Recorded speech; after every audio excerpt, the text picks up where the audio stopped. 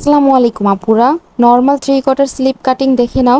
তো প্রথমেই কাপড় দুইটা কিন্তু আমি সুন্দর করে বিছিয়ে এনেছি, কোনো জায়গায় কিন্তু ঘুচাই টোচাই নাই। তো তারপরে দেখো লাম্বার মাপটা দিয়ে নেব। তো লাম্বার মাপ লাগবে হচ্ছে 16, মানে অ্যাকচুয়ালি মাপ লাগবে হচ্ছে 15, আর 1 ইঞ্চি সেলাইয়ের জন্য নিলাম, আর নিচে আবার এক্সট্রা কাপড় লাগাবো, আর 3 ইঞ্চি ডাবিয়ে একটা শেপ দিয়ে নিলাম। হ্যাঁ, আর নিচে দেখো নিচের মহিটা লাগবে হচ্ছে 4.5, আমি আরেক ইঞ্চি বাড়িয়ে নিলাম সেলাইয়ের জন্য 5.5।